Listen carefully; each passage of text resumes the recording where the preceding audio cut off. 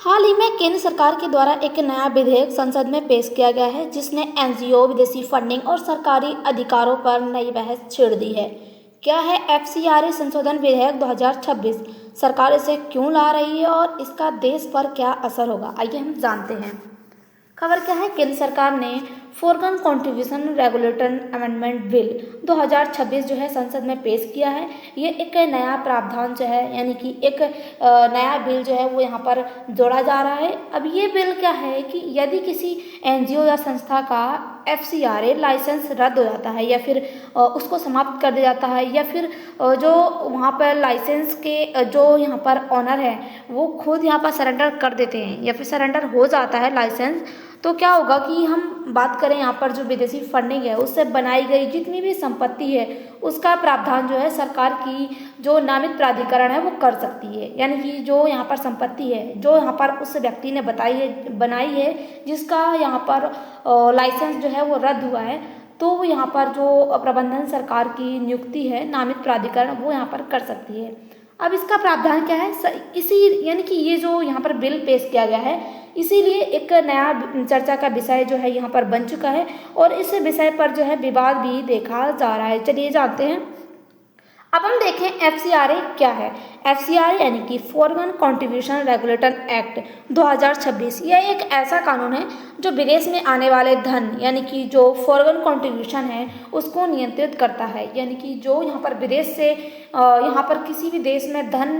निवेश किया जाता है तो उसको नियंत्रित करता है। इसका उद्देश्य क्या है, विदेशी धन के उपयोग को जो है पारदर्शिता लाना। यानी कि कहीं यहाँ पर जो विदेश की कंट्रीज की जो कंपनियां हैं या फिर कोई व्यक्ति जो है किसी भी देश में निवेश करता है तो उसका सही तरीके से उपयोग हो, यानी कि एक तरीके से जो है उसमें पारदर्शिता लाना, ये जो है इसका उद्देश्य रखा गया है। उसके साथ ही राष्ट्रीय सुरक्षा की रक्षा करना, यानी कि उस देश की जो राष्ट्रीय सुरक्षा होती है उसकी रक्षा करना और विदेशी धन का जो है गलत तरीके से उपयोग ना हो। उसके साथ ही विदेशी हस्तक्षेप को रोकना, यानी कि जो है विदेश के द्वारा उस धन को भारत में या फिर किसी भी देश में निवेश किया जा रहा है तो वहाँ पर उस देश का यानी कि जो यहाँ पर निवेश कर रहा है उस देश का हस्तक्षेप ना हो, उसको रोकना, ये भी इसका एक उद्देश्य रखा गया है। उसके साथ ही अगर हम बात करें तो विदेशी धन के दुरुपयोग को रोकना, यानी कि कोई एनजीओज ऐसी होती हैं कि जो है अगर कहीं पे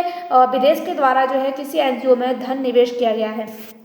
तो वो एनजीओ जो है वो गलत इसका उपयोग करती हैं, तो इसको रोकना भी इसका एक उद्देश्य रखा गया है। अब ये जो बिल है ये सुनिश्चित करता है कि विदेशी पैसा जो है देश की राजनीति, चुनाव और आंतरिक मामलों को कितना जो है प्रभावित करता है या फिर क्या कितना प्रभावित नहीं करेगा। उसके साथ ही अगर हम बात करें तो विदेशी योगदान यानी कि फॉरेन कंट्रीब्यूशन क्या होता है। जब किसी कोई भी संस्था, भारतीय संस्था, एनजीओ या ट्रस्ट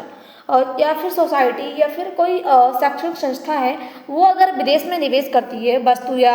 एक तरीके से किसी भी सहायता से वस्तु या फिर धन की सहायता निवेश करती है तो उससे जो है फॉरेन कंट्रीब्यूशन कहा जाता है। यानी कि अगर हम सिंपल भाषा में समझें तो किसी भी देश के एनजीओ या फिर संस्था के द्वारा जो है भारत में अगर निवेश किया जा रहा है किसी भी एनजीओ या संस्था में या फिर किसी भी व्यक्ति के द्वारा एनजीओ में निवेश किया जा रहा है, ये एक तरीका से जो है फॉरेन कंट्रीब्यूशन इसको कहा जा सकता है। उसके साथ ही अगर हम इसको उदाहरण के तौर पर समझें कि कभी कोई अमेरिका की संस्था है, किसी भी संस्था ने 50 लाख रुपए का जो अनुदान है वो यहाँ पर निवेश किया, या फिर किसी भी चर्च में आर्थिक उसकी सहायता करने के लिए, चर्च की सहायता करने के लिए वहाँ पर जो विदेशी निवेश है वो यहाँ पर किया, या फिर किसी विश्वविद्यालय में जो है फंड दे दिया रिसर्च के लिए, या फिर इसके साथ ही अगर हम बात करें तो विदेश में रहने वाले लोगों के द्वारा जो है एनजीओ में दान दे रहा है। यानी कि अगर हम बात करें अगर अमेरिका के द्वारा किसी भी भारत की जो एनजीओ है उसमें निवेश किया जा रहा है तो उस निवेश का जो है गलत दुरुपयोग ना हो, ये एक तरीके से जो यहाँ पर फॉरेन कंट्रीब्यूशन है इसको कहा जाता है। अब हम देखें तो एफसीआरए यहाँ पर क्यों बनाया गया है। सरकार का मानना है कि विदेश में आने वाला पैसा यानी कि जो विदेश से पैसा आता है वो यहाँ पर राजनीति को कितना प्रभावित कर सकता है। उसके साथ ही धर्म परिवर्तन जैसी गतिविधियाँ जो है इसमें उपयोग हो सकती हैं, यानी कि इस विदेशी धन से जो गतिविधियाँ हैं उनमें भी इसका उपयोग हो सकता है। क्या ये जो यहाँ पर ये जो बिल लाया जा रहा है या फिर जो विदेशी धन है उसके साथ ही अलगाववादी और राष्ट्र विरोधी गतिविधियों को बढ़ावा देता है। यानी कि अगर यहाँ पर किसी भी देश के द्वारा जो है निवेश किया जा रहा है, तो ऐसा भी हो सकता है कि कोई जो है यहाँ पर फर्जी संस्था बनवा ले और वहाँ पर उसमें जो है किसी भी विदेश की कंपनी या फिर कोई भी व्यक्ति जो है निवेश करे उसकी सहायता करने के लिए। लेकिन अगर वह जो कंपनी है या फिर जो एनजीओ है वो फर्जी है, तो ये एक तरीका का जो है यहाँ पर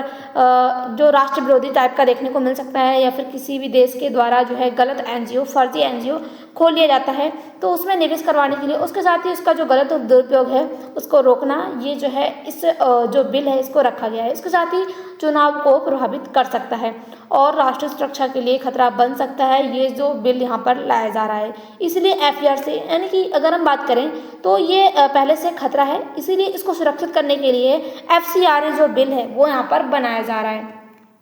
अब हम देखें तो नया संशोधन क्या कहता है, यानी कि जो यहाँ पर नया बिल जो है लाया जा रहा है, जो कि संसद में पेश किया गया है, ये क्या कहता है। यदि किसी संस्था का एफसीआरए लाइसेंस रद्द हो जाए या फिर समाप्त हो जाए या फिर संस्था जो है स्वयं इसको छोड़ दे, तो विदेशी पैसों के द्वारा जो बनाई गई संपत्ति है उसका नियंत्रण जो है सरकार द्वारा नियुक्त जो अधिकारी होते हैं वो उसको संभालते हैं, और कहाँ उसको जो है निवेश करना होता है उस संपत्ति को, वो जो है वह अधिकारी जो है देखते हैं। उसके साथ अगर हम बात करें तो ऐसी संपत्तियों का जो धन होता है वो स्कूल्स, अस्पताल, जमीन, भवन और उसके साथ ही मशीनें, बैंक खाते, खरीदी गई अन्य संपत्तियां जो कि यहाँ पर होती हैं। अगर किसी भी व्यक्ति के द्वारा जिसने लाइसेंस रद्द किया है उसके द्वारा इस प्रकार की जो संपत्ति है वो रखी गई है, तो इसका जो उपयोग है वो अच्छे कार्य के लिए यहाँ पर सरकार के द्वारा किया जाएगा। उसके साथ ही अगर हम बात करें तो डिजाइनर्ड अथॉरिटी क्या है। यह अथॉरिटी जो है सरकार द्वारा नियुक्त किया जाती है, एक अधिकारी या संस्था होगी, यानी कि जो सरकार है, सरकार के द्वारा इसको नियुक्त किया जाता है, एक अधिकारी या फिर संस्था होती है। अब इसके मुख्य कार्य क्या होते हैं कि संपत्ति की सुरक्षा करना, यानी कि जो यहाँ पर संपत्ति है, यानी कि किसी व्यक्ति ने लाइसेंस अपना रद्द कर दिया तो उसकी जो संपत्ति है उसको सुरक्षित करना और उसका रिकॉर्ड रखना, उसके साथ ही उसका जो यहाँ पर गलत दुरुपयोग ना हो सके, उसका सही तरीके से उपयोग हो और उसके साथ ही कानून के अनुसार उसका प्रबंधन करना, ये जो है इस अथॉरिटी का कार्य होता है। अब हम देखें तो सरकार ऐसा क्यों करना चाहती है, यानी कि जो बिल है वो क्यों लाना चाहती है। सरकार जो है विदेशी धन का दुरुपयोग रोकना चाहती है, यानी कि हम देखें तो कोई भी एनजीओ में जो है निवेश करता है तो वो एनजीओ जो है उस धन का जो है गलत तरीके से उपयोग ना करे, तो इसके लिए यहाँ पर जो सरकार है ये कानून ला रही है। उसके साथ ही राष्ट्रीय सुरक्षा की अगर हम बात करें तो कोई फर्जी संस्था यहाँ पर अगर किसी भी देश में जो है अपनी संस्था बना लेती है और दूसरे देश के व्यक्ति या फिर कोई भी यहाँ पर एनजीओ है वो उस एनजीओ में निवेश करता है, तो वो जो निवेश किया जा रहा है एक फर्जी संस्था है तो वो वेस्ट ही जाता है, यानी कि एक वो जो है राष्ट्रीय सुरक्षा के लिए खतरा पैदा कर सकता है। तो उसको यहाँ पर बनाए रखना, उसके साथ ही पारदर्शिता बनी रहे, यानी कि जो विदेशी धन है जो कि यहाँ पर किसी भी देश में निवेश किया जा रहा है वो एक तरीके से सुरक्षित जगह पर उपयोग हो और उसका जो है एक सही तरीके से उपयोग किया जा सके, यानी कि उसमें जो है पारदर्शिता लाना भी इसका एक उपयोग रखा गया है। उसके साथ ही फर्जी एनजीओ पर रोक लगाना और मनी लॉन्ड्रिंग को रोकना, यानी कि जो वित्तीय प्रभाव है उसको यहाँ पर रोकना, ये भी जो है इसका उद्देश्य रखा गया है। अब हम देखें तो सरकार का पक्ष क्या है, राष्ट्रीय सुरक्षा इससे मजबूत होगी और विदेशी हस्तक्षेप जो है वो यहाँ पर कम हो जाएगा और एनजीओ अधिक जो है जवाबदेह हो जाएंगे, यानी कि एनजीओ जो है किसी भी प्रकार का जो है यहाँ पर फर्जी यहाँ पर उपयोग नहीं कर सकते हैं उस पैसे का। जिस भी जगह पे यहाँ पर पैसा उपयोग होगा वो अच्छे कार्य के लिए उपयोग किया जा सकता है और उसके साथ ही भ्रष्टाचार कम होगा इससे, और विदेश से आने वाले धन का जो है सही तरीके से उपयोग होगा। उसके साथ ही अगर हम बात करें तो इससे क्या होगा कि जनता का भरोसा जो है वो और ज़्यादा बढ़ जाएगा सरकार के ऊपर। अब यहाँ पर कुछ विपक्ष और आलोचक हैं, इनका भी क्या पक्ष रखा गया है। यहाँ पर ये कहते हैं कि सरकार को बहुत अधिक जो है शक्ति मिल जाएगी, यानी कि ये जो बिल है अगर ये पास हो जाता है तो इससे क्या होगा कि इस बिल से जो है सरकार को बहुत ज़्यादा शक्ति मिल जाएगी। जो एनजीओ हैं उनकी यानी कि एक तरीके से स्वतंत्रता है वो कम हो जाएगी। जो यहाँ पर एनजीओ बने होते हैं किसी भी देश की, उनकी जो संस्था है वो यहाँ पर यानी कि एक तरीके से स्वतंत्रता जो है वो कम हो जाएगी और सरकार की जो शक्ति है वो यहाँ पर बढ़ जाएगी। इसके साथ ही सामाजिक कार्य जो है प्रभावित हो सकते हैं और आलोचक का कहना है कि यानी कि जो आलोचना करते हैं उनका कहना है कि संगठनों पर जो है दबाव बढ़ सकता है और उसके साथ ही संपत्ति के प्रबंधन में पारदर्शिता लाना भी बहुत ज़्यादा जरूरी होगा इसमें। अब हम देखें तो ईसाई संगठनों के द्वारा भी चिंता जताई जा रही है। अब उनका क्या कहना है कि भारत के कुछ चर्च या फिर ईसाई संगठन हैं, उन्होंने चिंता व्यक्त की है, यानी कि उनका मानना है कि स्कूल, अस्पताल जैसे यहाँ पर जो विदेशी दान है उनसे चलते हैं। अगर ये लाइसेंस जो है ये लाइसेंस आता है तो इससे क्या होगा कि कोई भी समस्या देखने को मिल सकती है, या फिर तो जो संपत्ति है वो भविष्य में अनिश्चित हो सकती है। यानी कि जो किसी भी व्यक्ति की जिसका लाइसेंस रद्द हो गया है तो उसकी संपत्ति जो है वो भविष्य में उन एनजीओ के उपयोग के लिए कोई समस्या पैदा हो सकती है। उसके साथ ही सामाजिक सेवा जो है इससे यहाँ पर प्रभावित होगी, क्योंकि उन एनजीओ का जो पैसा है अगर जो है यानी कि एक तरीके से जो वहाँ पर जो एनजीओ है उनका पैसा स्कूल और अस्पताल में लगता है, अगर वो नहीं मिलेगा तो ये यहाँ पर जो है इससे प्रभावित होंगे और इससे सामाजिक सेवा भी प्रभावित होगी। अब हम देखें तो यहाँ पर जो सरकार है, क्या सरकार जो है संपत्ति जब्त कर लेगी यहाँ पर जिसका लाइसेंस बंद हो जाएगा या फिर रद्द हो जाएगा। हर विदेशी फंडिंग वाली जो संपत्ति है वो सरकार को नहीं हो सकती है, यानी कि जो सरकार है उसकी संपत्ति नहीं हो सकती। यह किसी संस्था का FCRA लाइसेंस समाप्त हो जाता है या फिर रद्द कर दिया जाता है, या फिर जो सरकार है उसको यानी कि वो जो है खुद सरेंडर कर देता है, तब जो है सरकार उसका जो नियुक्ति प्राधिकरण है उस पर संपत्ति के प्रबंधन की जिम्मेदारी जो है वो संभाल सकता है। लेकिन अंतिम कार्रवाई जो है कानूनी और संबंधित प्रक्रिया के अनुसार होगी। जो यानी कि ये जो FCRA कानून बनाया जाएगा, इस कानून की प्रक्रिया के अनुसार ही जो है कार्रवाई की जाएगी। अब हम देखें तो भारत में पहले भी जो क्या हुआ था, यानी कि पहले के समय भारत में क्या हुआ था, पिछले कुछ वर्षों में कई हजार एनजीओज और FCRA लाइसेंस रद्द किए गए हैं। कारण क्या हुआ है कि समय पर रिटर्न दाखिल नहीं किया गया, यानी कि जो यहाँ पर एनजीओज ने यहाँ पर एक तरीके से जो विदेशी निवेश यहाँ पर किया गया था तो वो जो निवेश है वो यहाँ पर जल्द ही रिटर्न नहीं किया गया, यानी कि जो यहाँ पर समय दिया गया था उस समय पर रिटर्न नहीं किया गया है। और उसके साथ ही जो नियम बनाए गए थे उन नियमों का जो है उल्लंघन किया गया है। धन के उपयोग में यानी कि एक तरीके से अनियमितता है जो यहाँ पर देखने को मिलेगी। और उसके साथ ही FCRA की जो शर्तें हैं उनका पालन ना करना भी ये जो है एक यहाँ पर देखा गया है, यानी कि जो FCRA है उसने यहाँ पर इन शर्तों का पालन नहीं किया है। अब अन्य देशों में क्या व्यवस्था बनी हुई है, कई देशों में विदेशी फंडिंग पर निगरानी होती है। जैसे कि अमेरिका की अगर हम बात करें तो अमेरिका में जो विदेशी एजेंट हैं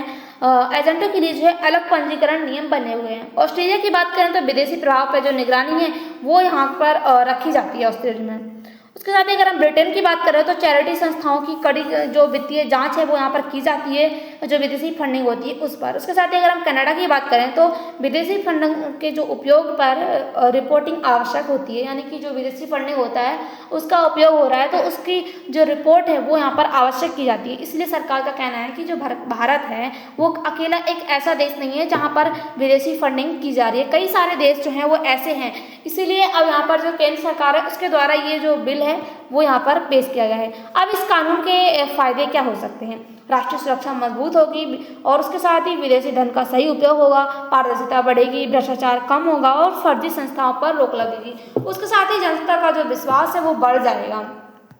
अब हम यहाँ पर बात करें तो संभावित नुकसान क्या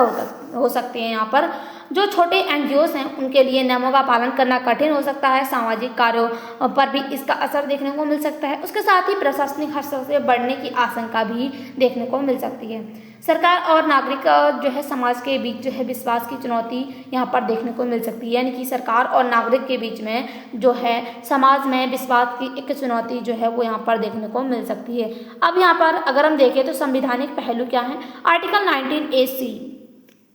जो कि यहाँ पर संघ और संस्था बनाने की स्वतंत्रता देता है। उसके साथ ही अगर हम बात करें आर्टिकल 19(2) राष्ट्रीय सुरक्षा और सार्वजनिक व्यवस्था के आधार पर उचित प्रतिबंध लगाए जा सकते हैं इस आर्टिकल के द्वारा। अब इसके साथ ही अगर हम बात करें तो आर्टिकल 14 सभी के लिए जो है समान व्यवहार होना चाहिए। किसी भी कानून को बनाते समय स्वतंत्रता राष्ट्रीय सुरक्षा के बीच संतुलन बनाए रखना चाहिए, यानी कि उस देश की राष्ट्रीय सुरक्षा और स्वतंत्रता को आवश्यक रखना चाहिए। अब हम देखें तो यूपीएससी के लिए क्या क्या पॉइंट्स इसमें इंपॉर्टेंट है, FCRA कब बना, इसका उद्देश्य क्या है, फॉरेन कंट्रीब्यूशन क्या है, उसके साथ ही FCRA किस मंत्रालय के अंतर्गत आता है। तो इसकी अगर हम बात करें तो ये जो है गृह मंत्रालय के द्वारा आता है, यानी कि उसके अंतर्गत आता है तो इसका जो ध्यान है वो आपको रखना है, यानी क्योंकि ये बहुत ज़्यादा इंपॉर्टेंट पॉइंट है तो इसको आपको याद रखना है। अब हम देखें तो एफसीआरए का जो विधेयक है वो 2026 का एक इसके द्वारा जो है पेश किया गया है केंद्र सरकार के द्वारा। इसका मुख्य उद्देश्य जो है सरकार के अनुसार राष्ट्रीय सुरक्षा, पारदर्शिता लाना और विदेशी धन का सही तरीके से उपयोग होना, ये जो है इस जो विधेयक है इसका उद्देश्य रखा गया है। अब इससे क्या होगा कि एनजीओ की स्वतंत्रता और नागरिकों के बीच में जो नागरिक हैं उनके जो भूमिका है वो समाज में प्रभावित हो सकती है। तो आपको क्या लगता है कि क्या ये जो विधेयक लाया जा रहा है केंद्र सरकार के द्वारा ये आने वाले समय में सफल होगा और यहाँ पर जो भ्रष्टाचार देखने को मिल रहा है विदेशी फंडिंग को लेकर वो यहाँ पर देखने को नहीं मिलेगा? आपकी जो भी राय हो कमेंट बॉक्स में जरूर बताइएगा। इसके साथ ही आपको इसकी जो पीडीएफ चाहिए तो हमारा जो टेलीग्राम चैनल है जिसकी लिंक डिस्क्रिप्शन बॉक्स में दी गई है उसको ज्वाइन कीजिए। मिलते हैं अगले वीडियो के साथ, तब तक के लिए बाय, थैंक्स फॉर वॉचिंग।